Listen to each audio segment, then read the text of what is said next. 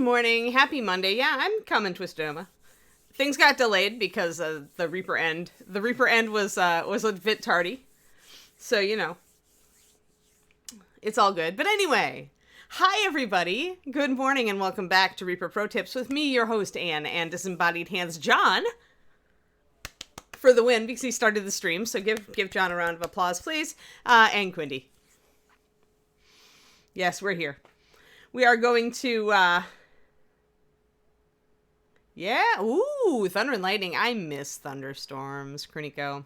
Kind of hoping we'll have one when I'm in Wisconsin visiting my family. But yeah, but then again, it's also, I'm going to see my nephew and niece show their animals at the county fair. So I guess I shouldn't hope for a thunderstorm. Yes. We are definitely, this will be a shorter stream today. I actually have been going over a lot, so starting late, I'll just end it at the usual time. We'll probably go over anyway, because I'll forget to look at the clock. So, hey, Root New and Code, thank you so much for the Prime sub, 21 months. Sweet. It's Mushroom Monday, everybody. Mushroom Monday.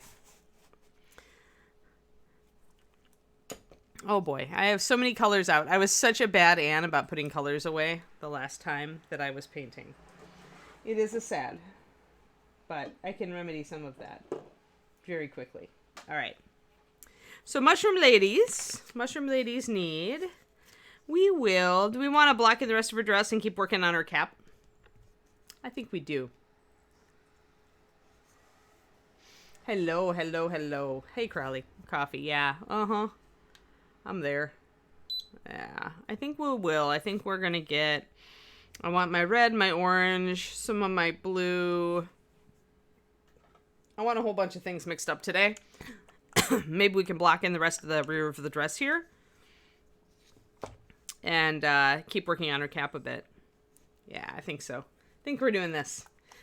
Thank you, Twisted Oma. 23. You're almost to the song. One more month. One more month and I have to sing. All right, so let's get some Nightmare Black and some Cyan Blue laid down here.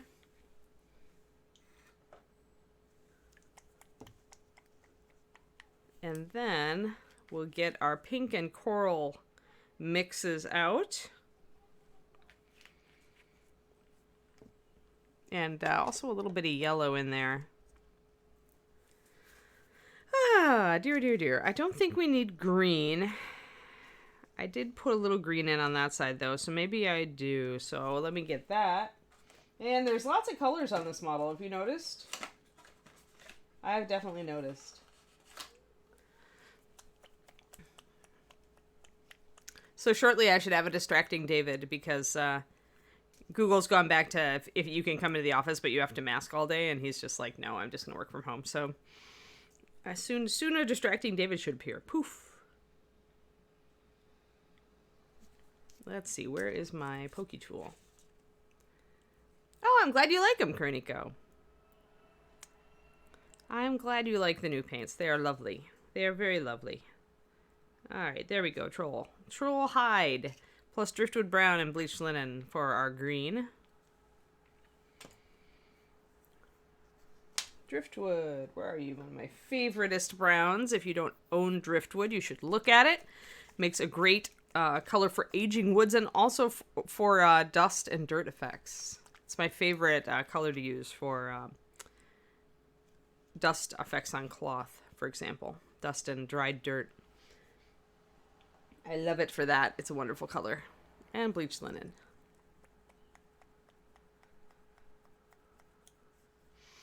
Yeah, it's a good mini Afro Queen for sure. David summoning one. Yeah. We were kind of slackers on the moving this weekend. We went to the new house once.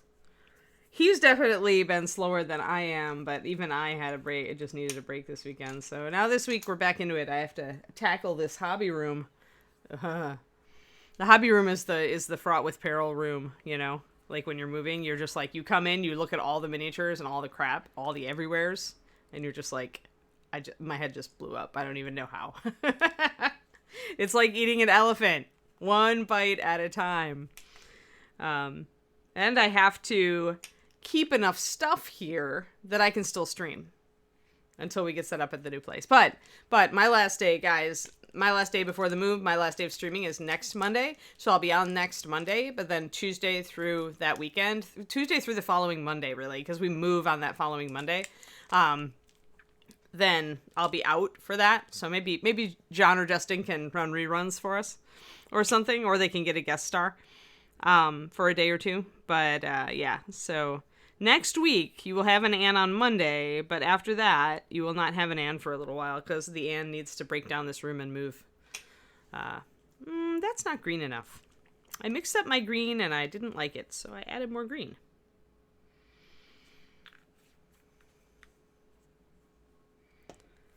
Alrighty. Needed that green because last time, if you remember, we were kind of working it in here into the blue just to get kind of a fade before we go up to this pink. I want to get kind of a faded effect through these mushrooms since it's her kind of her dress or skirt that's her train that's trailing out behind her. That makes sense, Bandar. That's the problem with getting more paint.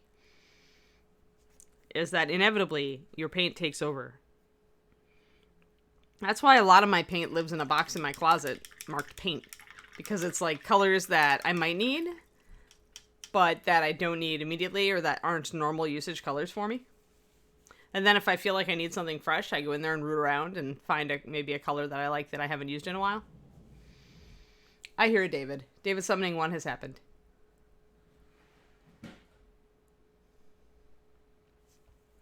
Yeah, you could base her any old way. I didn't want to do much extra to this one.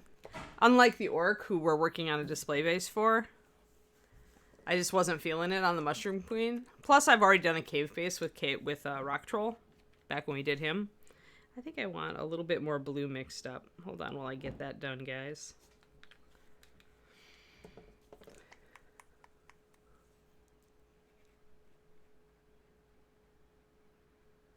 I am slow normally, but wet blending is fast, and so that's why I used it. I mean, if you're slower, then just work on the areas that are the same color all at once. So, like, if you have her skin and other parts of her are the same color, work on all of it at once. I mean, we've still taken plenty long to do this model. Yeah, Val, my weekend was pretty okay. I felt like it needed another day in it. It's one of those. But other than that, the weekend was okay. And I'm going to actually lighten up this blue just a tiny tad. With a little bit of bleached linen. Because that's what I'm feeling today. And I feel like it needs to also be brighter. So it needs more cyan.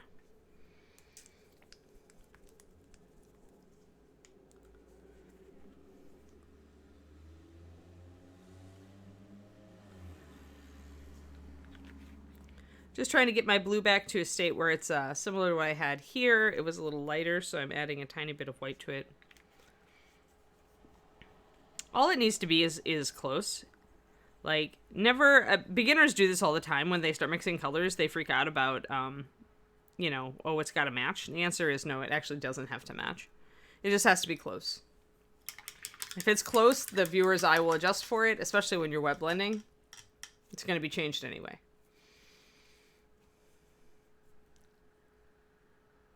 Sunday 2.0 today. Yeah, pretty much. That's where I am. Alrighty, where are we on the... Oh yeah, pinks and stuff. Pinkies. So for our rosy colors, we're using our fire red and our salmon, i.e. Lotus Orange. Our new color, new Kickstarter color. Using those two. And we're lightening it. Actually, we're going to change that up a little bit this time. What should we lighten it with? I kind of feel like... I'm feeling the lemon yellow on this one. Kind of feeling it. I was going to do the NMM Gold highlight, but I don't know if I really want to do that one. No, I think I want this one. Even though I'm kind of crossing the streams with, like, the cools and warms at this point, but I'm just going to go with it. Alright, so we're going to mix up some of our pink coral color, which is 2 of the Lotus Orange. Nice. That's great, Crowley. I'm glad that you have the day off. I wish I had the day off. So we're going to do 2 drops of Lotus, 1 drop of Fire. And then our original color had a drop of Rosy Skin in it as well. And then we're going to lighten it up a bit. There. So let's grab our Rosy. Rosy Skin's a great lightener if you want to take up an orange, like really organically, like kind of make it a softer rose color. Using a skin tone to do it is a good call. Specifically want a skin tone without black or with that's quite vibrant itself. So the fact that Rosy has a lot of red in it, it's a pretty bright skin tone, all things considered, works well with this. Alrighty, and then we'll end up highlighting some of this as well by taking our orange and highlighting it with some lemon, I think. Okay.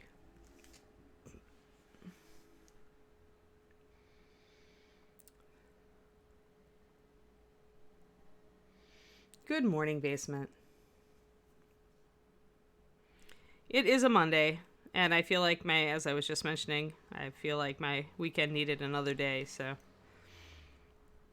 All right, so our primary colors. This is actually interesting just because it's actually a play on color scheme I've used before. I used to use a lot in the old days. I really love using red, green, blue as a color scheme, and this is, as you can see, a modified red, green, blue. This is why when I tell you guys, when you're looking at color schemes, you don't have to just go with primary colors. This is technically red, orange, blue because we're using kind of an orangey pink, but it's still red. And that's an olive green, but it's still green. And that is a lighter, a little bit more muted, has a bit of black in it, a little bit grayed out, darker blue. But they still are a red, green, blue color scheme when you put them together. So you always... if you want interesting color schemes, that's where you go. Like, you have to start looking at not just the bright red, the bright yellow, the bright blue, but also the dark blue, the golden yellow, and, the muted red or the pink, right? You got to look at stuff like that. So that's where we're starting. As you can see those colors in play in several places. I've even washed this one out more toward the edges here of the cap. I did want to bring in a little bit more of that intense color into the inside of the cap, though. So I think I want to do that this morning before I forget. Just because we've got a lot of vibrant colors coming through back here, and I really like it. So I want to add in a little bit more back here. This is just dry brushing. I mixed up a black cherry color using our cyan blue and fire red and nightmare black, and love this black cherry color. And then I'm just dry brushed it with white to underpaint it so that I could get these colors to come up stronger, because the Lotus Orange in particular has some transparency to it. So when you put it over the top of a dark color, you're going to get more of a faded effect like it is down here, i.e. in shadow. And if you want it to be bright, you need to put it over something that's lighter like white. So we did that. We dry brushed. First time ever on this stream. So yeah, you definitely need to go look at it, because when have I ever dry brushed on this screen? Like it's a holiday. Like, we have to mark that day on the calendar forever. Yeah, I'm just like, now that I no longer make paints for Reaper, I can call them with food names, Like, my old rule was never to name a paint with a food name because it would be confusing for children. But now I can, with impunity, call colors black cherry and things like that. So I'm going to thin down this brighter, lighter, more vibrant pinky color, coral color. And I'm going to add it to the interior of this a bit more. Just a little bit. Because I decided that I don't want the hood as washed out as it was. I want a little bit of that rosy color to come in. And it's really easy. I'm just using my crappy mixing brush and a really thinned down version of this coral. You can see how watery it is by how much it kind of comes off the surface. It's just a wash, really. So I'm just pretty much doing fast layering with a wash to get some of this brighter color on. And I'm not using very much of it on my brush, so technically it's a heavy glaze. The difference between a heavy glaze and a light wash is like nothing. It's the same thing. Same consistency. How you use it is different. So I want that bright there. I like that better. Let me see. Let me back up and look. Yeah. I like that less washed out look better. I like that a lot. All right. Interesting. Just thinking about stuff. Thinking about if I want to actually put a little bit of rosiness around the edges down here, and I think I do.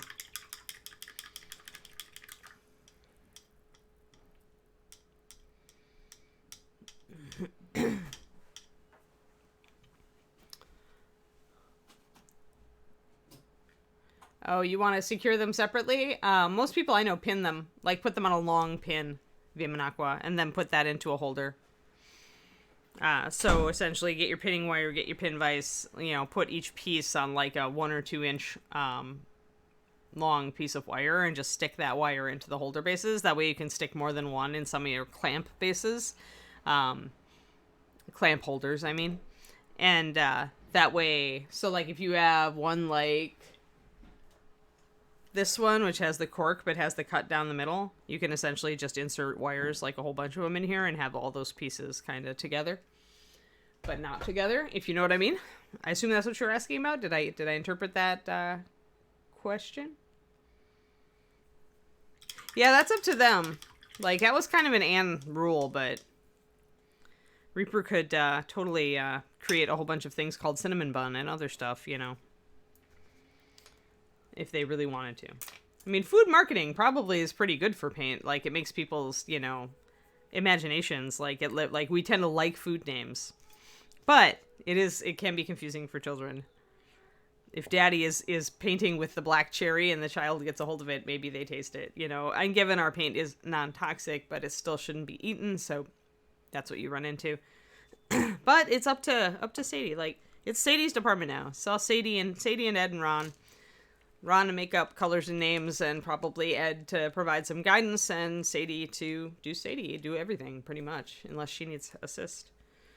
So I am not somebody to stick my nose back in when I am not that department anymore. Like, back when she first took over, I would answer questions. Like, I definitely took time to answer questions, but now that it's all Sadie, it's all Sadie.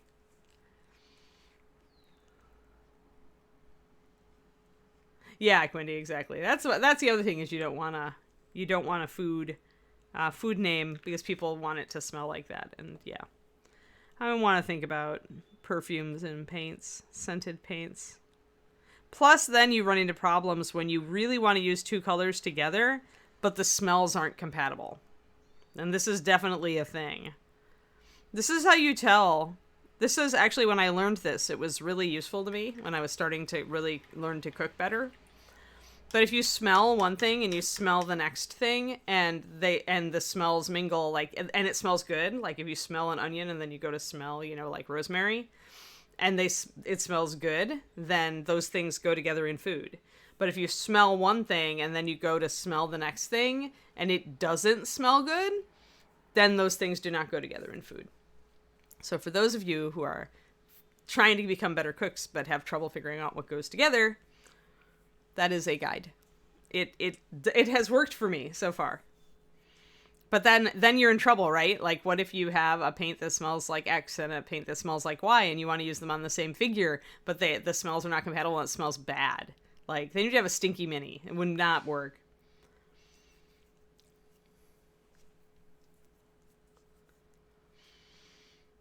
Yeah. Yeah, exactly, Age of Marvel. Like, that's been a thing ever since I was a kid. Like, kids wanting to lick the cherry marker or whatever, right? Kids are dumb.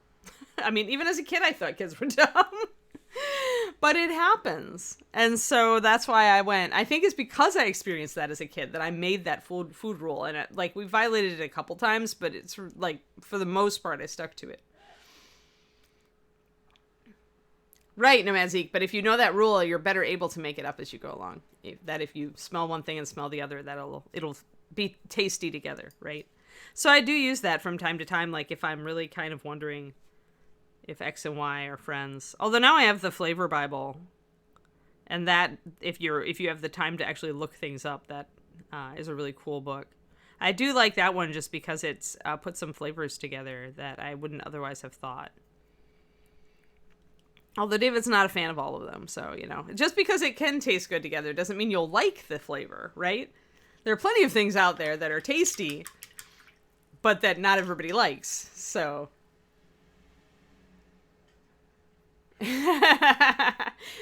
Yeah, Matthew, exactly.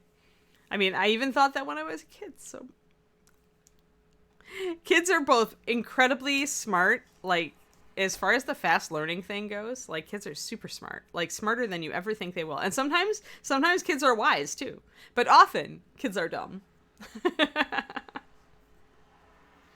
Yeah, there are some times that it was violated in, like, especially if it's a themed set, but as far as the regular core, I try to avoid it. Cinnamon red is an example of when we violated it, because I just couldn't come up with a name for that color, and Dave suggested that one. And since Dave is, like, high, Reaper Dave is the high order of Reaper, only with, equal with Ed, so I went with it, because I thought it was a great name, but yeah.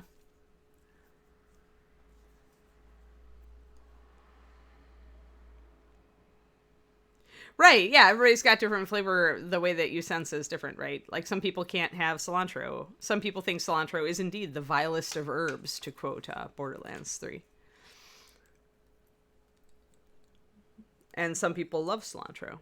Like, I would be super sad if I had guacamole without a little cilantro in it, because I really like the flavor of a lot of lime and cilantro and salt in my guacamole. So, and salt tolerance is a great example, too. All right, I think I've got that where I want it. That's a good color profile. Look at that. Yeah, I'm going to add some pink down here, guys, on the edges, just on the very edges here, because I want the eye to move around the model, right? So we don't have any pink down here. So we have a little green now, but we don't have any pink. So I'm going to add some pink. Right, exactly. But that's like a genetic thing. It's just a switch that some people have. But I do not think that cilantro tastes like soap. It's not how my body reacts to it. So now Christine did sculpt a little bit of a little rim right here, so I'm gonna take advantage of that and add in a little pink, and I'm gonna trail the pink off with little dots because we've used dots before, so that way I can use the pink just on the outer edge and then just have it kind of fade. And I'm underpainting right now, so it's not important to be super precise. But I want you guys to see how it looks when we bring the pink in. It'll just, like, start to ally the entire thing. Yeah, I used to be kind of salt addicted, Bandera, and I've dropped my sodium a bit. But then, I was also on the keto diet for years, and that you have to actually have more sodium on that diet because it's a diuretic diet. So that only encouraged my salt addiction, I'm afraid. But yeah, I've dropped off a lot of it now. I still like a fair amount of salt on my food, but it's not like an issue. My blood pressure is fine. All right, so I'm going to carry this around a little bit further on the bottom here. And I think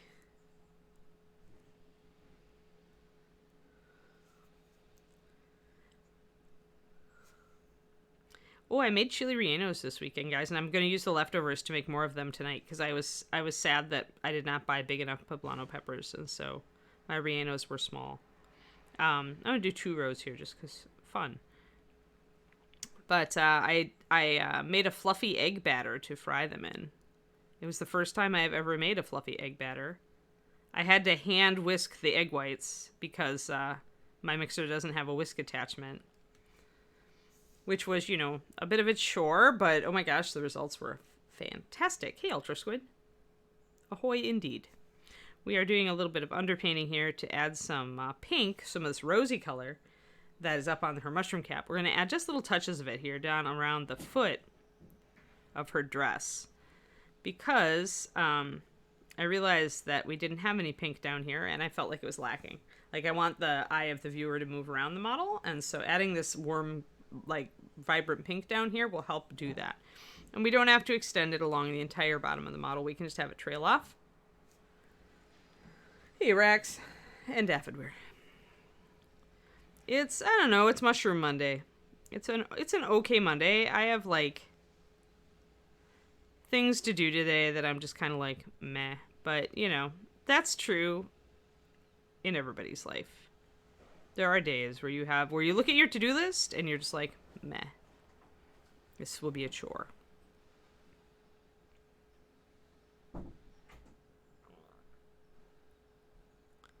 Mostly because I have, like, don't you hate it when you have two friends who are fighting?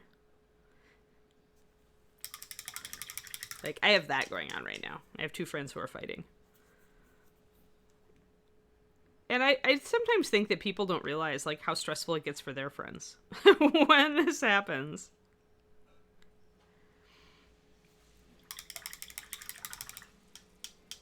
So I've got that going on, and I have to deal with it later today.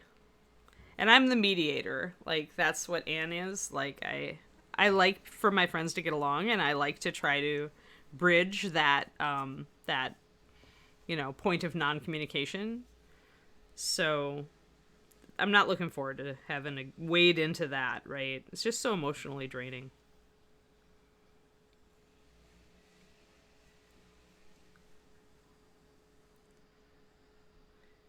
Yeah, chilly means ignoring the to-do list, yep.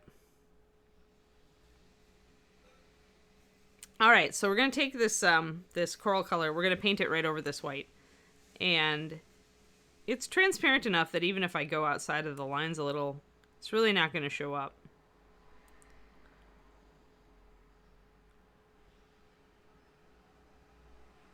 Which is the nice thing about underpainting when you're using colors that are a little transparent. So let's get a little closer. I may need to make these a little bit brighter to get the overall effect. We'll see though. I'm going to paint it all in and see if that's enough of this color. Because remember, the less vibrant it is, like the more muted it is, the harder it is to see in the bigger scheme of things. Like, the less it stands out. So I may need to make these areas actually bigger than this in order to get the effect that I want. But we'll see. I'm going to fill them all in and then see if together it's enough. And together, since that'll take up a lot more room, all these areas together, hopefully it will be enough pink to draw the eye. Nope. No, I need this pink moved around the model, Pendrake. The hand is a focal point, so it's going to stay the way it is, and that's probably going to be nothing else. But not down on the bottom, no. You could do it that way if you wanted to, obviously. But that's why I wouldn't. I am only putting patterning on here very much because I want. I looked at the model, and when I was zoomed out, it really needed pink. Yeah, there we go. That's good.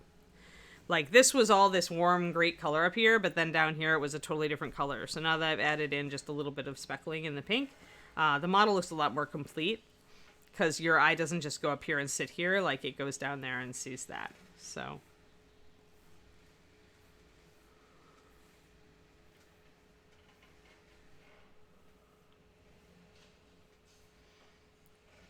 well, at least in that particular batch of DNA. It moves in groups, so whatever group that cilantro gene is on is totally you for your kids. That does suggest it's a dominant trait and not a recessive trait. Although it could still be recessive. Because I don't know the background of the rest of your family to be able to judge. I don't know if it shows up in families where the parents love cilantro but the kid hates it. There we go. Yeah, I like that better. Okay, and I want to brighten up this area on her head. So actually I'm going to use some white first, and I'm going to go in there with that. I'm going to just make some specklies. Specklies. And then we'll put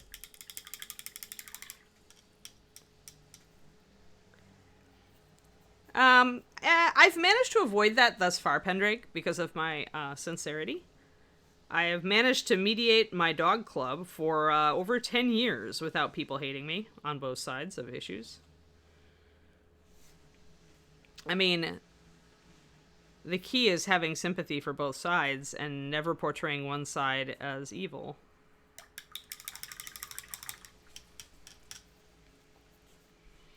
But, I mean... And it helps if you have a common ground to appeal to. But, I mean, it's not perfect. I mean, I just try to get people to work together, but... They still dislike each other, and you can't just magically fix that. Well, yeah, I don't know. We're running into some serious ethics questions now, so... It's interesting. The problem is that these people, the people who are butting heads, are both extremely plain speakers. Like, they're both very blunt, and they have diametrically opposed views on the club. So they both are inclined to say exactly what they think, and pulling no punches, and each side then feels hurt by the other one. Because the other one is being rude, and the side that is speaking doesn't realize that they're easily construed as being just as rude, right? So I don't see a way to resolve that difficulty. And I don't know. It's hard. I like both of them. They both are good people, and they're both fun to hang around. They just have very different views. Hey, Max, thank you. 19 months resub. Yeah, it's frustration. It's frustration. It is. It really is. And I'm old and wise enough now. Like 10 years ago, I wasn't old and wise enough. But now I've had wisdom teeth pulled. I know I'm wise enough. But now I'm just like, you know what? These people need to work out their own crap. Like, I'm not going to try to meddle. I'm going to make a general public statement about the thing they're disagreeing on so they know where I stand. But, I cannot stop them from imploding, like, eventually, right? It does make me frustrated because I want to reach out to both of them and say, no, you're more alike. The problem is that you're both very alike. But, because that's why my dad and I butt heads, is we're both really, really similar people. Like, we both are blunt. We both have strong opinions. We both, like to win. So, like, and I usually let him win because I have more of a mediator in me than he does. I'm more my mom's kid on that front. But we still butt heads because we're very, very similar in our vocal styles and our conversational gambits. So I get it. I don't know. You have that. It's hard when you are a friend because, like, you have that outside perspective. You can see that both sides are very similar. And you can see that there's a lot they agree on, but they're, like, really having just a bad reaction to each other, and there's really not much you can do.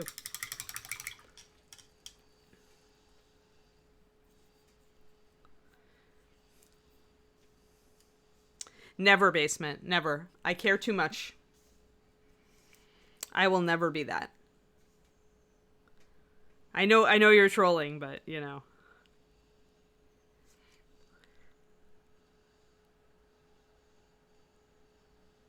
I will never step in and try to make things worse between people. We all need to be better to each other. I believe that with a deep-rooted conviction.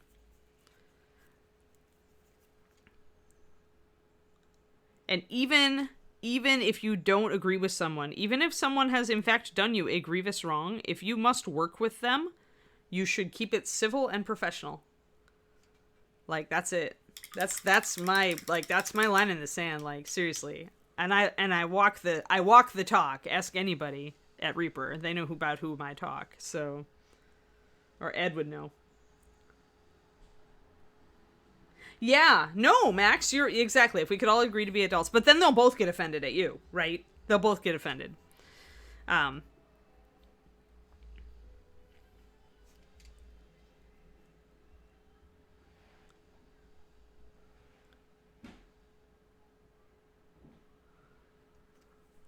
I'm just evening up my pattern here a little bit. Hi, Star Wars Geek. Oh, yeah, sorry. I just have two friends who are fighting, and they both care a lot, and they're very, very similar people, and so they offend each other immensely because neither one of them pulls punches, and they both agree in being straightforward. And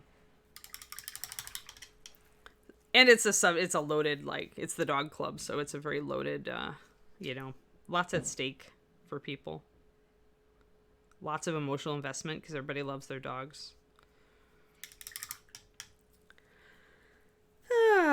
But I'm getting too old for this. Like, I'm getting tired of always jumping in, always mediating, always bringing logic, a logical viewpoint,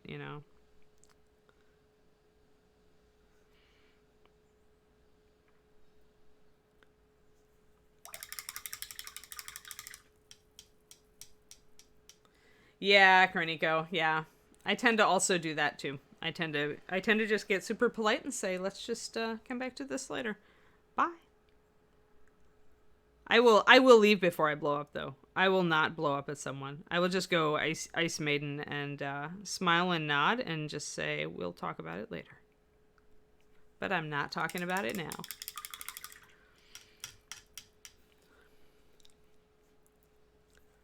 Alright, so I've got some nice brighter color there because I went over with some white and some, let's back out again and take a look. Yeah, that's good.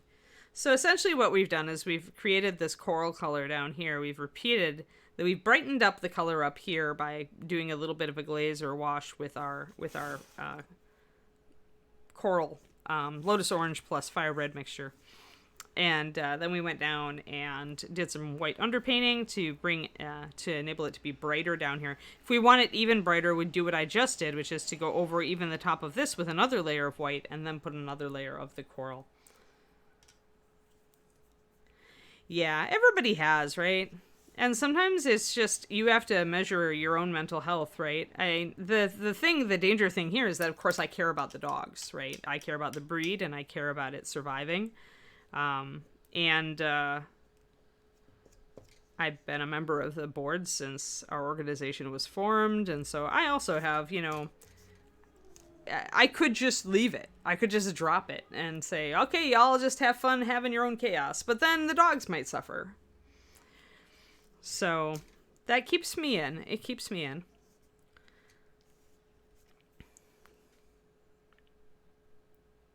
But I do need I've been stepping back a lot since Kiri passed. And because I've got other things to focus on, like you guys. Like doing this stream. And doing the Patreon. Right? So, but there's just some crap blowing up today. So I'll have to go back and kind of stick my toe in. There we go. Nice and bright. Sweet. So the brighter that we can get it, and the more pure of color that we can get it, the more it will make the eye move around the model.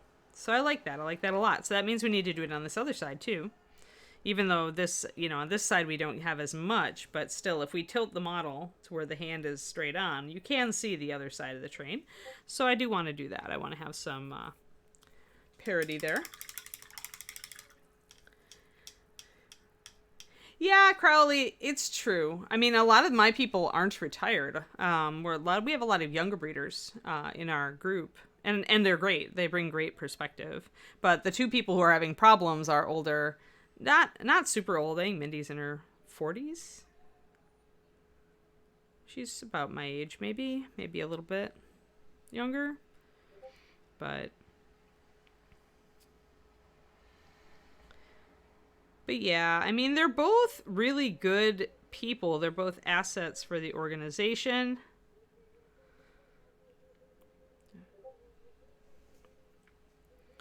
If you guys hear a Discord sound, it's David's computer. If it bothers you, like if you can hear it, let me know and I'll go and turn off his speakers. I didn't check earlier and I thought they were off. Hey, Ginfritter, how's it going? If I could just stop caring, it would be so much easier, I know, right?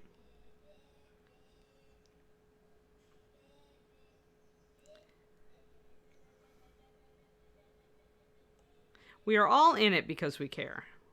And that's where I think people forget.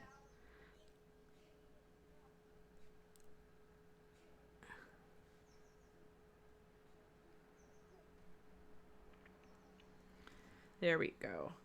We'll do that. Okay, good. Then it's really soft. That's good. Yeah, if you don't hear the Discord noise, then we're good. Usually I go turn his speaker off, but I thought that I didn't hear anything this morning before the stream, so I thought it was already off until now. It must have just been his friends were sleeping in, or his Discords were inactive in the morning. But yeah, I'm just getting to the point though where like I used to be a much more active mediator and trying to keep people together, and now I'm like questioning whether that's where I want my energy to go. So, but I am a little concerned that I don't see another mediator among us, and that if I do just let it all go, then things will not go well. Oh, good. Yay, good for Alice. Glad to hear it, Crowley. Oh, good. Good, Jen. Yeah. Usually means they need to drink more water, right? Am I right on that? Oh, you have 3 as souvenirs? Yeah. I don't know if bladder stones come from not drinking enough water or not.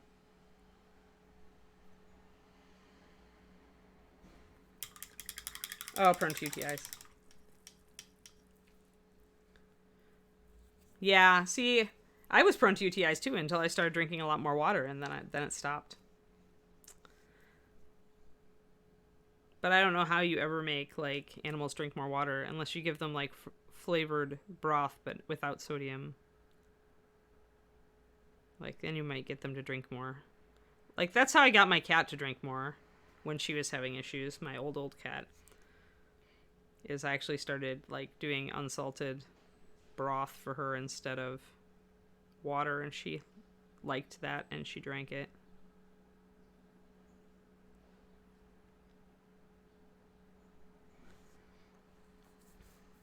Ah, okay. Crystals form around the bacteria. That's interesting. Makes sense though.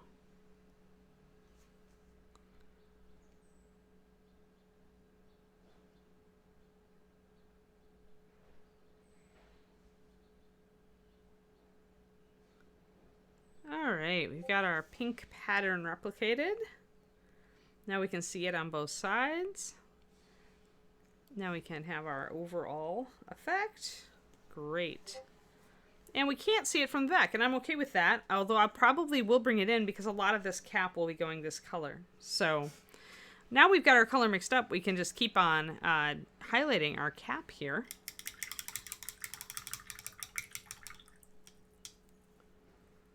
Ah, I see, Big Apple. Yeah, I didn't know that. Excellent. The bronze skin tones work, Ginfritter, just so you know. I get the best results with them if I start with the mid-tone and then do the shadow as a wash or as a glaze.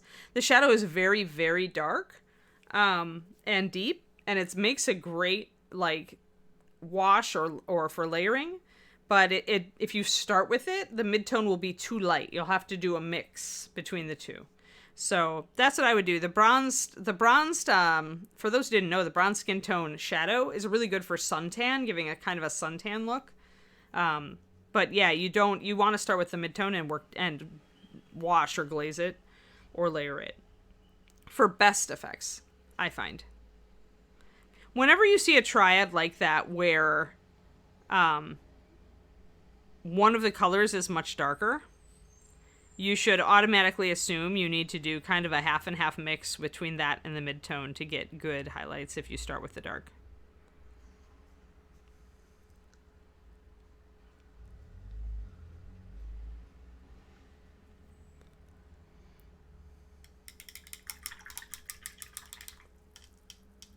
Oh, nice. I went to the farmer's market yesterday and got a strawberry rhubarb mini pie. Because I was missing my grandma's. She used to make strawberry rhubarb cobbler. That was the first time I ever had rhubarb as a kid. It's like I had never experienced rhubarb until Grandma made that. So then I liked it. But I don't eat it very often. But they had homemade pies at the farmer's market yesterday, so I gave in.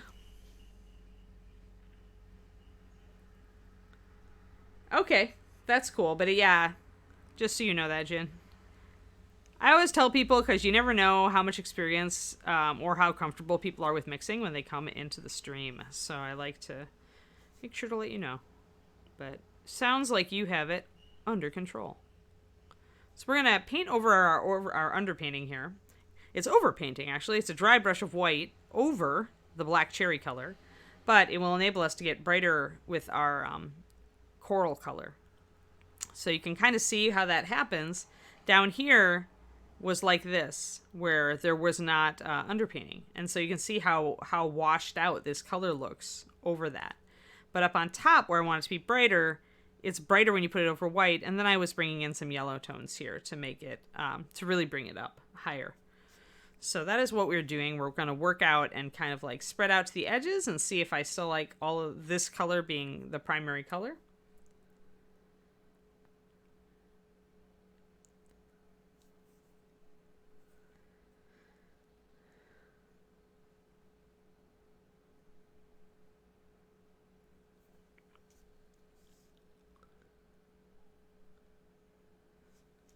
Yeah, maybe otter taste buds think that lemon is like cilantro for some humans. You just never know, right? You don't know what it tastes like to an animal.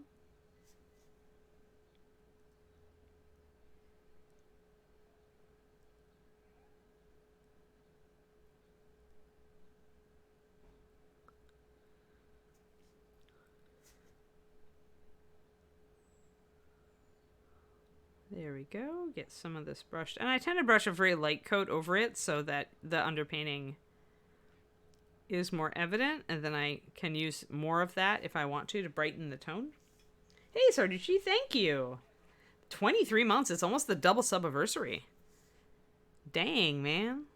Or girl. Or guy. Or person. Entity. Dang, entity. Your dog loves hatch green chili. The weirdest thing that I read a dog like was Leo. Leo loved strawberries. When I was cutting strawberries, he was like at my feet, staring up at me, wanting strawberries. Ridiculous dog. But he loved them.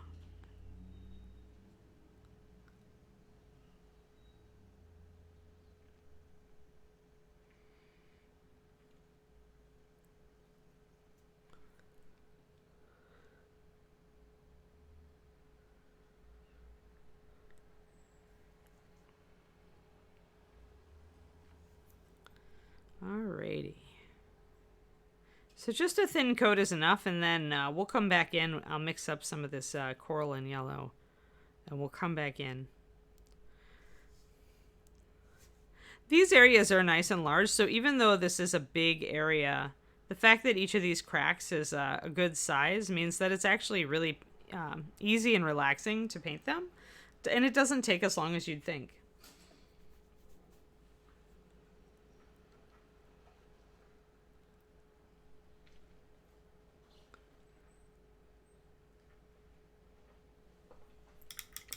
Oh, that's funny. Radishes. Blueberry bagels. I don't think human food is very good for animals, so normally I do not give my animals human food, but that is pretty funny that your cat likes blueberry bagels.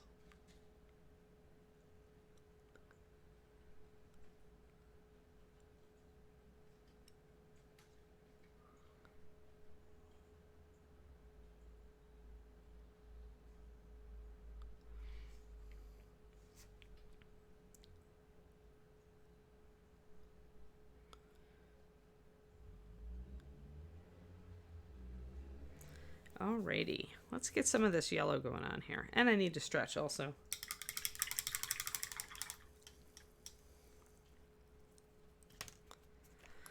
So our first highlight's going to go straight up with our Lotus Orange from Kickstarter.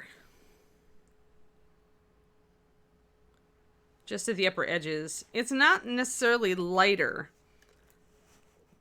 It's not actually lighter than the pink. So I may need to add a little bit of our our rosy skin to that. The other color that would be, the other skin tone color would be great to add to this color would be Youthful Flesh, because it's actually, you can see this one is more pink and this one is more orange. So if we're using it with an orange, we could do that. But since I used rosy with the original one, I'm going to use rosy with this. Reese's Pieces, oh my gosh. Yeah, dogs like peanut butter in general.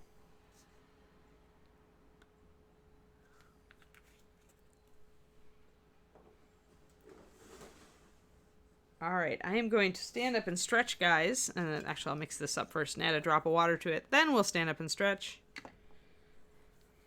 And then we will jump back in. I'm going to stay kind of on time of this stream today. I've gone over the last few streams, so even though we started late, I'm going to end on time. Because I have to go to do a grocery store run today and some other errands. Yeah, no, it takes up your day. Oh, that's really funny, Julie. That's hilarious. Yeah, Reese's Pieces are peanut butter, though. Not chocolate. Just a candy shell, I think. Sugar's not good for dogs, though. There's not too much of it. Yep. That's funny that corn is a thing. Dogs love corn. Would not have thought that. Alright, if you've been sitting for a long time, guys, consider getting up to do a stretch.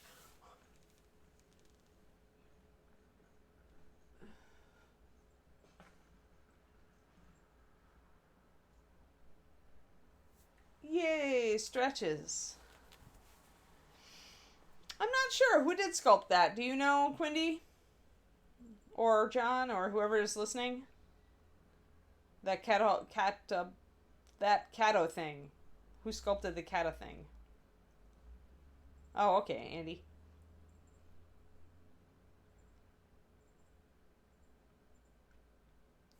Yep, I do not use a wet palette. I don't like them very much. Trail boots.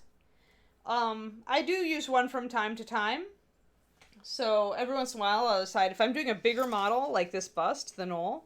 I did her with the wet palette, and I'll continue to use the wet palette with her. But most of the time, I find that I have much better paint control over my paint consistency. So when I'm doing fine textures or fine details, or I'm glazing a lot, so like doing something like Ms. Templar instead, that I get much better results when I use the well palette.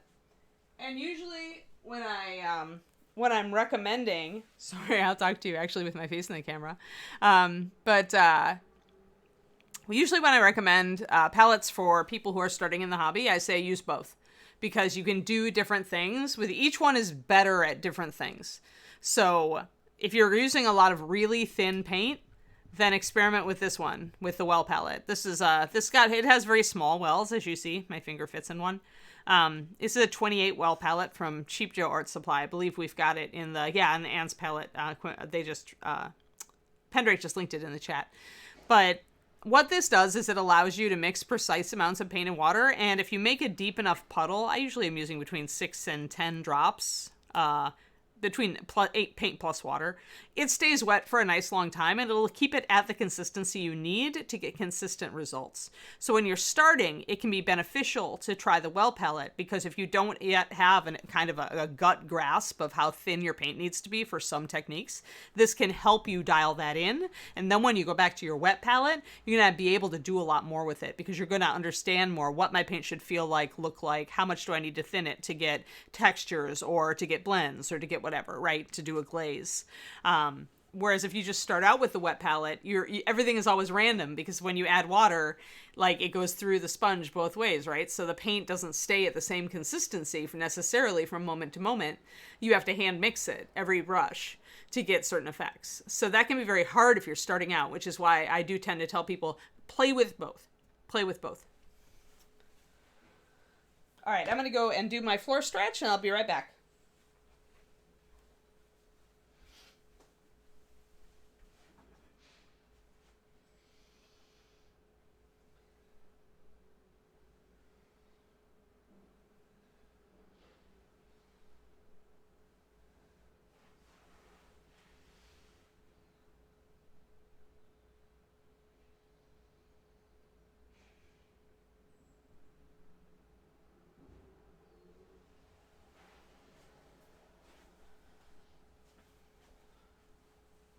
Alrighty.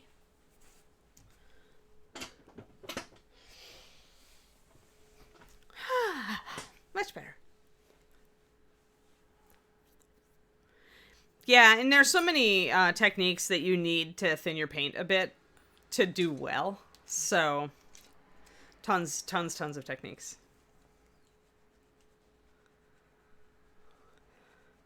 The dropper bottles let you kind of figure out exactly how much you're using, and then, you know, so you can do a 2-to-1 paint to water mix really easily if you're using the wells. So like my base coat is 4 or 5-to-1. I start by thinning every color at least 2-to-1, and then I thin more from there if I need it. But especially when you're doing stuff like this, where I did a layer of white undercoating here, so I could get brighter colors in some areas with my coral, because I knew that this was a little bit translucent. When you're working with that translucency, you're thinning your paint a bit for more effect. So it's just, there's all sorts of different techniques in mini painting, and a lot of them require you to thin your paint a bit. So I find that I struggle a bit with the wet palette when it comes to that. I mean, I'm good enough now that I can dial it in, but it takes a lot more work. And so sometimes I'm frustrated with it, and I'm just like, no. If I'm working on a competition level model, I never use the wet palette. Like the Knoll, if the Knoll gets to competition at some point, I'll probably end up finishing her with the well palette. Like, I'm using the wet palette to block everything in, and I'm enjoying that process. But the precision, the lack of precision, I don't like. But that's my style. Like, there are painters who only use the wet palette who get wonderful effects with them. Sergio is one. You know, and Luca and all them. And they have a very loose style that's a lot less precise, like, in some ways than mine is. But it's a lot more artistry. It's a lot more what do they call it? Painterly. I would call it painterly. That was the word I heard used to describe it. So it depends on your style too. But if you're not at the point where you're developing your own style as a miniature painter, do use both palettes, because I find that it really does pay to get kind of a gut instinct for how thick or thin you want your paint. And I think that the well palette has a leg up on that. And then you'll be able to use your wet palette better. So I think it enables faster learning. I find that the wet palette really excels if I'm using bigger brushes, going fast, using thicker paint, blocking in light and shadow, and trying to do something very organic that is more toward the start of a larger model. That's where it really, to me, that's where the wet palette excels in my style. Oh yeah. Yep, I started with testers too when I was a kid. Yeah, I made this paint line myself, Trail Boots, myself. I made Reaper Master Series. Like, that was what I spent 15 years of my work at Reaper doing. Now I handed it off to Sadie because I moved to the West Coast to be with this guy that I'm with. Some guy.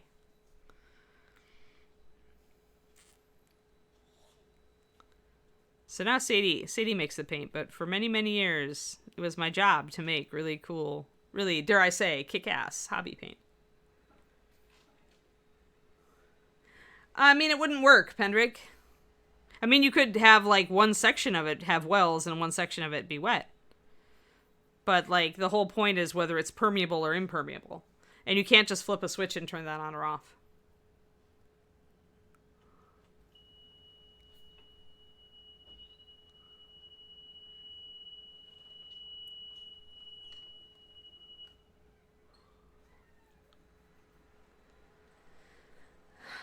We call it the base. Not the, rather, I guess you could call it the vehicle.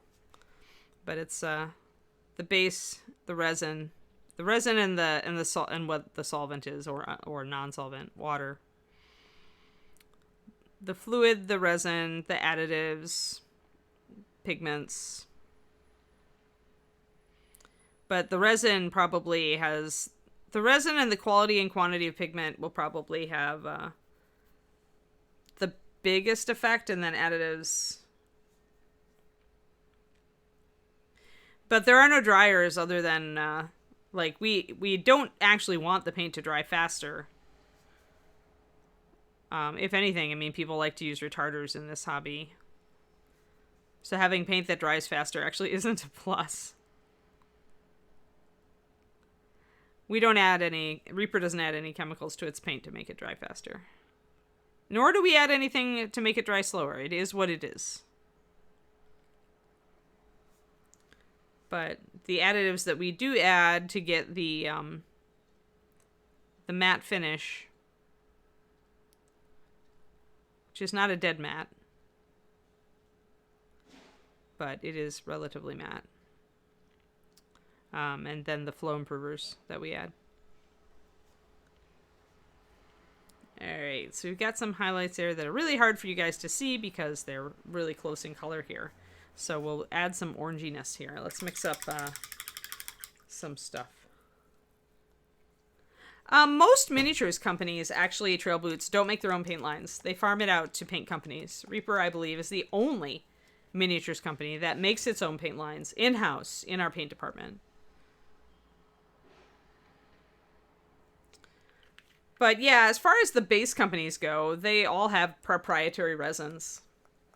But even then, those proprietary resins like mimic one way or another. Like the resin determines the degree of hardness, i.e. adhesion of the paint, and also the coverage of the paint at a base level. Though you can influence that, of course, with other things.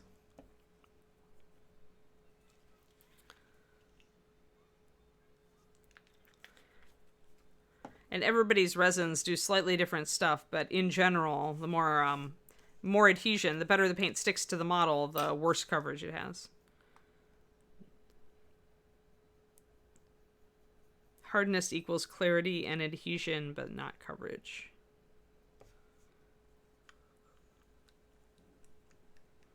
Yeah, it's all water-based. Yep, not many people using solvents anymore. Which is great for us because we're able to get better metallic flakes now. Because everything's switching with a lot of that stuff switching to water-based. You can get flakes that you never could before in paint. And there's more technology focused on developing new flakes for the automotive industry to get a shinier finish or to get a different finish. Oh, solvent. If I never touch a solvent-based paint again, it'll be too soon.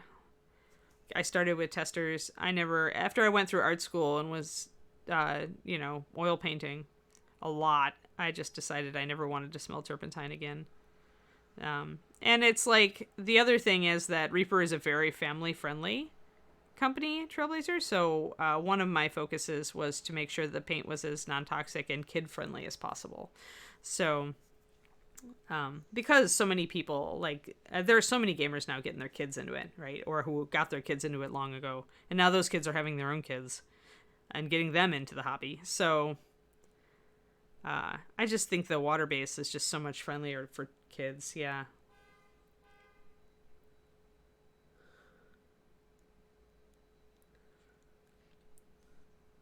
Yeah, Coat d'Arms is one of the companies. Vallejo is another. Between those two companies, I would say you probably have at least 75% of the paint lines in Europe. It costs a lot of money to get a paint department set up. And then you have to have the skills. I mean, Ed always said, I've heard Ed say that if he had known how much it was going to cost to get Reaper set up with its own paint line in-house, he wouldn't have done it. But by the time he discovered that nobody else did this because it was so expensive, they'd already done it. Hey, no problem. That's it's always good to have interesting questions to answer, Trail Boots. And I do like to touch on the paint chemistry every once in a while because that was kind of my shtick. It's kind of what I do. So it's nice to bring up the stuff and to have the questions to answer about it, because this is one of the few places that you can get these answers. There aren't many of us who design paint lines who are doing Twitch streams, so...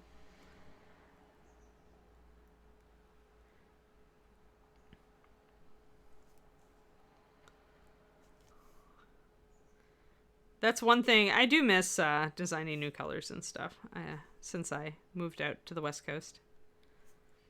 But Sadie's been putting out some really pretty colors, so I am proud of my protege and think she's doing a great job.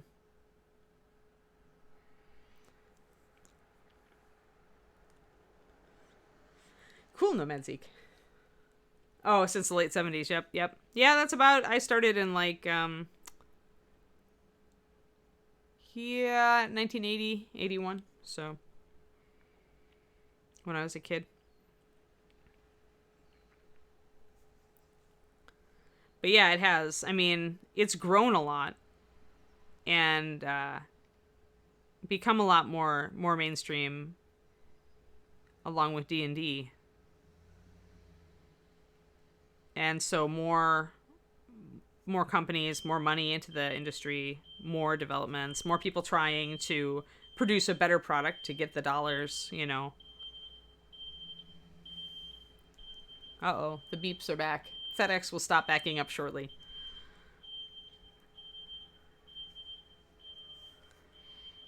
But yeah, it has come off a lot. I really am happy to see more of an art focus as far as what the paint can do and what people are doing with the hobby. Like, there's just insanely good painters out there now doing so much incredible work.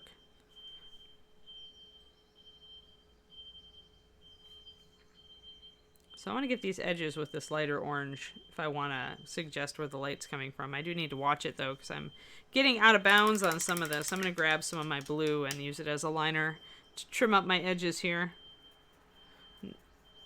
Nightmare Black. Yeah, they're over now, though, Pendrake. It was a short beeping. Sorry for the beeps. It was the FedEx truck's annual, or daily visit. I need to block that one out. There. Yeah, fries are done. Yeah, later, Valendar. Have fun. Good luck.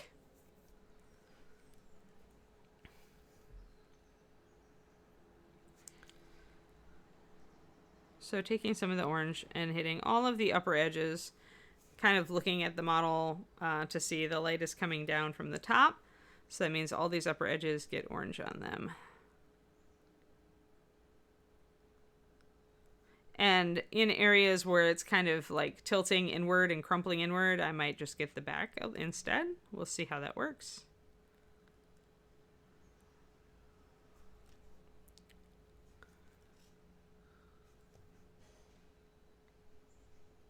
A little bit too much in there. Trying to go back and forth.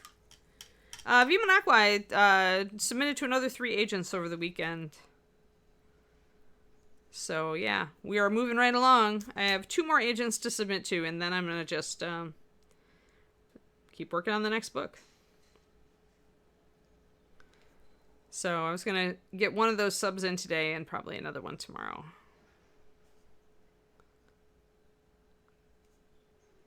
And I have set up the next 5, I think, for when I get my rejections from these so that I can immediately send another one out. I think I always want to have 5 in circulation.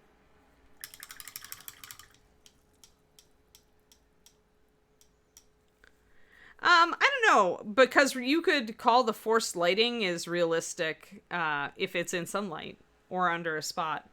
Like, every forced lighting thing, like, I guess I'm more of a naturalistic. I call it naturalism, I guess, but I guess that's realistic too. But like, if you look at David's stuff versus mine, I wonder if Caesar's over there. I could compare Caesar to Templar. Let me see. Shotakami, because ever since I was a little girl, I've wanted to be traditionally published. So I'm going to just do it. I'm just going to submit. And if nobody wants it, I'll self-publish. But I'm not going to give up until I'm done. The other thing is, Shotakami, I already have, like, my self-employed job, like the Patreon. And when I looked into indie publishing, it essentially would be like me taking on a second Patreon. It would be that volume of work. So I'd rather be writing. So for now, that's the plan. One second, guys, while I see if I can find a comparison figure. Yeah, okay. Alright, so let's compare these two, although David gets the unfair advantage because his is done and mine isn't. One second. Let me set up my minis here. Remove you, Mushroom Queen, just for a second. All right, so what he's talking about with style, let me raise up my camera a little bit here.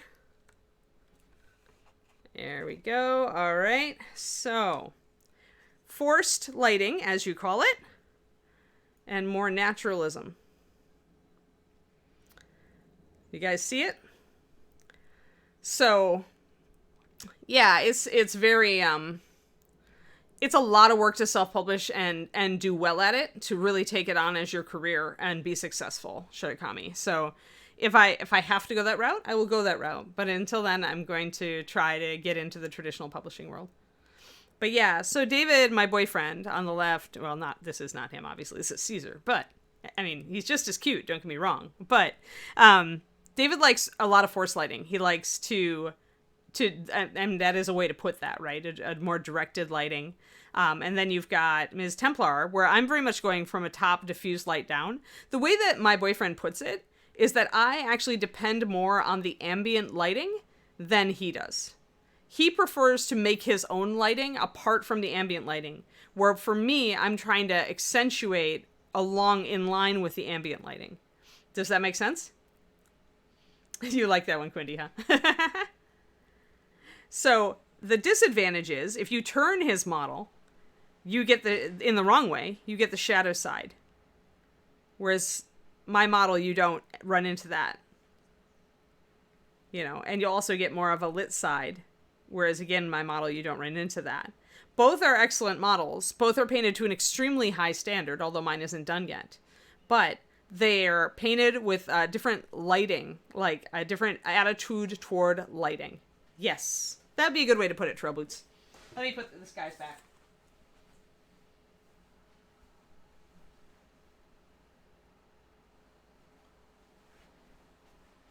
Now, lately, I will say, David has painted a model that is more dependent on ambient lighting, and I have started painting stuff that's more strongly lit. So it isn't that different painters have a different attitude so much as we do like to switch it up. It's just a different style of tackling the lighting.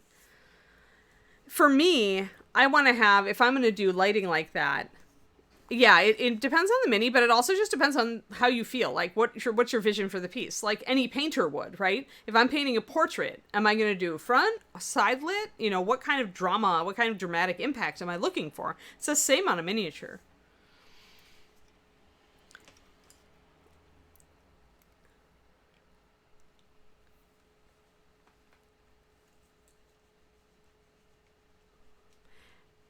Yeah, Shotokami. Well, I mean, I'm getting personalized rejections from top agents, and after they've asked for partials, so I'm pretty happy. I mean, I've always been extremely confident with my writing. I know I'm a good writer. Like, I know I am. I've been winning awards for writing since I was little, and I look at my own work and I am happy with it, and that's the most important thing. If I'm happy with the books I'm doing, then great. If some agent decides they want to sell it to a traditional publishing house and manages to do so, great. If they don't, great. I still have the work, and I love the work. So, I mean, that's the most important attitude, I think.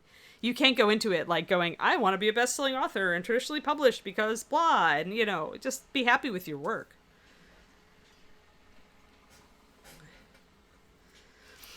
I just like, I have a very precise painting style, Trail Boots, so precision makes me happy. Fine detail and Easter eggs in the work make me happy. So I tend to do models that have a lot of really fine points that you don't actually see till you get up close. They still look good, you know, held out in the hand, but when you get close, then you'd be like, oh, wow, the texture there, or, oh, neat, that little fine detail, you know, stuff like that. That's kind of my attitude. But yeah, with writing, I am a pragmatist. I understand that it's really hard to break in.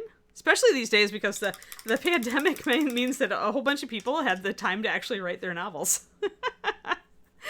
But I'm not like, it isn't going to wreck me if I can't get in. Like, yeah, then I'll self-publish. I mean, I'm just trying to like, Patreon is a lot of work. And so I know, right? And yeah, submitting is also a lot of work in a different way. But yeah. I just decided that I was going to try it, and we'll see. I'm not wasting time in the meantime, because I'm still writing, so... Even if even if I sit and submit for 2 years, that just lets me get more books written. And then I'm in a good shape if I go to indie publish, because I'll have like 4 books written. So that I can release them on a fairly quick schedule.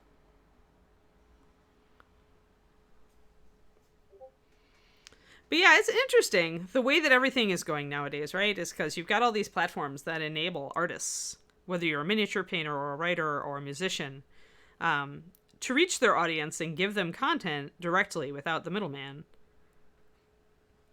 And it certainly is work, but, at least we have the option.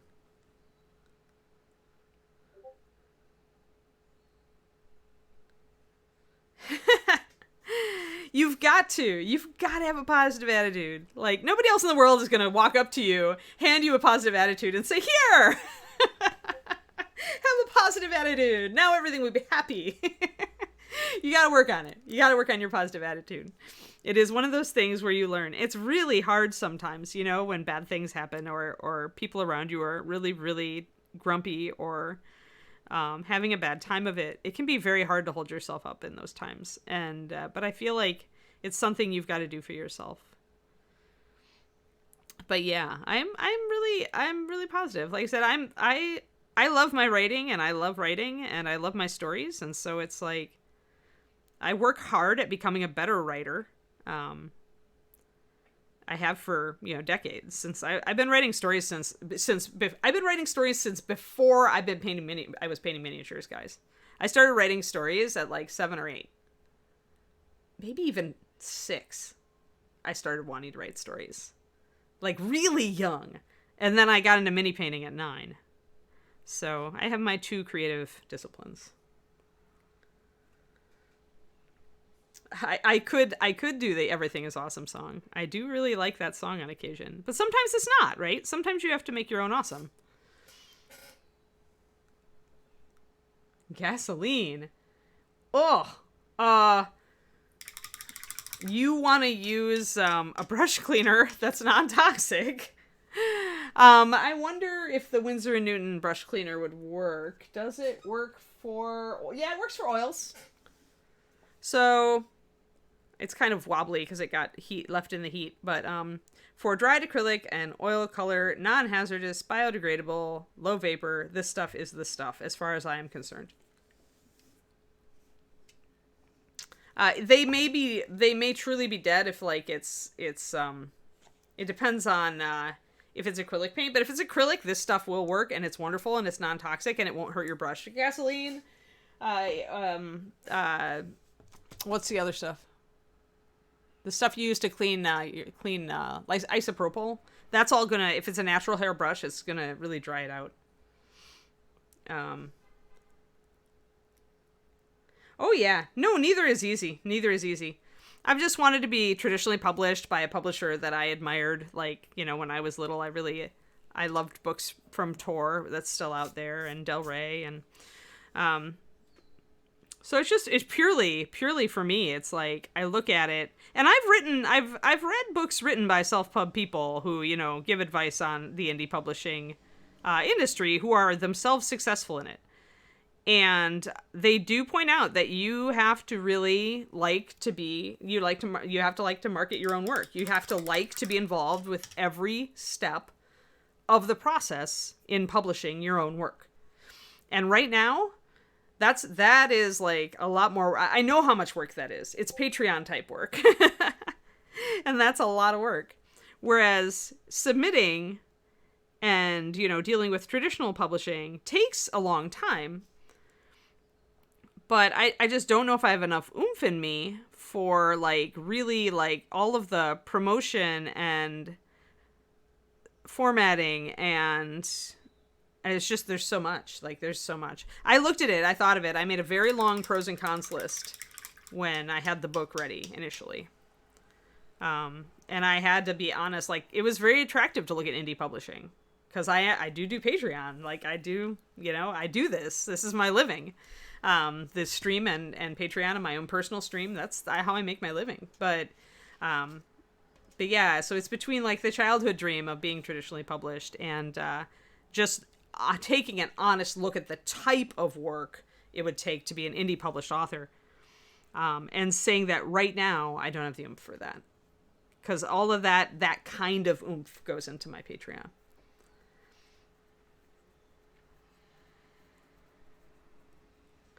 Yeah, Sanderson's really good online. His online stuff is really good. I subscribed to his channel a couple months back.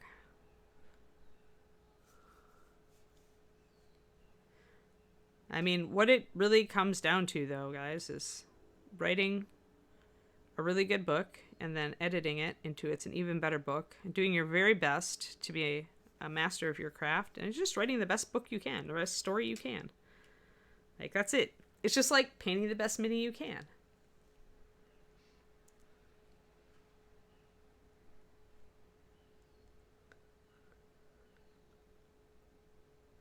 Depends on what it is. If it's just synthetic, I mean, I would just buy synthetic brushes for your wife and kids and buy you yourself the good brushes and hide them. That's what I would do. I mean, if it's a really expensive brush, try to clean it out. But I would severely lay down the law if it's a expensive brush. I really would just start, get my own brushes and hide them at that point. And you know what? Maybe the best thing is to just leave them dirty and say, no, you guys didn't clean up after yourselves last time. I'm not going to clean your brushes. You clean your brushes. Maybe that'll teach them not to leave them with paint in them. Like, that's honestly what I would do. Like, I would actually not enable their bad behavior. I would leave those brushes. I would get myself new brushes and hide them. And when they asked where brushes that were clean were, I would say, you didn't clean them out, so they're wrecked, so you can clean them if you want to use them. Maybe that's hardcore, but tough love, man. Tough love. These are brushes.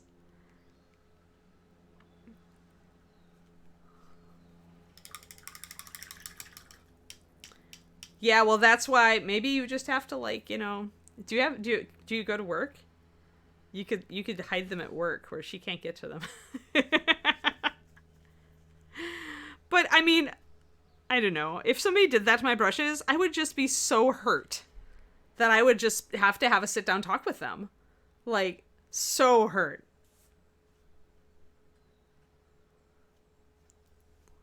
Like, and I would have to have a talk with my significant other at that point about how they had hurt me. Like, how much it hurt that they were taking my things and leaving them ruined. Like, seriously. Maybe that's just me.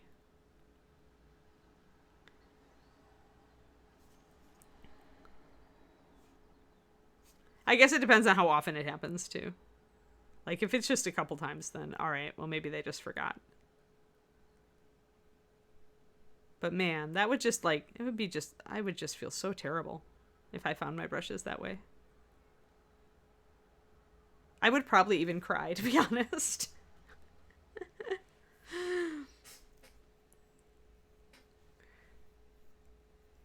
Oh yeah, I did want to end on time today. You're right. And we've been happily painting and talking about brushes and publishing. So yeah, so I did actually get up to the top. So you see, I actually thinned my paint a little bit more. Do you see how paler and more pink, how it's almost like I just put a glaze or a wash over these? That's because I thinned that paint a little bit more. Now I can bring in more orange to make it more warm. What we did today on the show, we actually did quite a bit. We actually tuned the model a bit.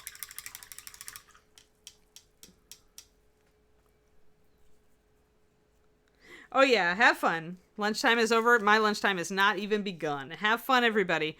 So yeah, we added in a little bit of pink. Let's back out a little up. We are already backed out enough. Let us rise up a bit. There we go. So we added some pink down here because it really was looking really interesting and warm up here, and we didn't have any of that color down there. So adding this color down here helps us with our color composition. So essentially it helps move the eye around the model to have those bright warm colors 2 places or even 3 places. Even though this is not I would say the viewing angle of the model is this, but still you've got your color balance there by adding it on both sides.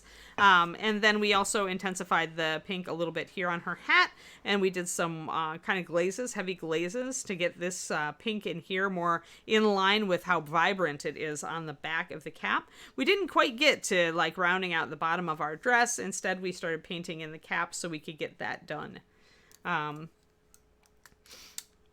But yeah, so that's what we did today, guys. And it was fun. And tomorrow is Lizette Day. She's also getting close to done. Lizette is. So we'll have to see where we go tomorrow with that. That's right. We still have to do the other side of the sword and stuff. Maybe we'll do some gold tomorrow. Oh, yes. Beyond the Kit with Rhonda. Rhonda's been doing a lot of great blog entries, guys. You should go check out birdwithabrush.com for her blog. It is always instructive. She has a Patreon where you can support her writing her blog as well, which I recommend. Patreon.com/birdwithabrush. All right, guys. And speaking of that, I have a Patreon, patreon.com/paintingbig. And you can go check out my things too.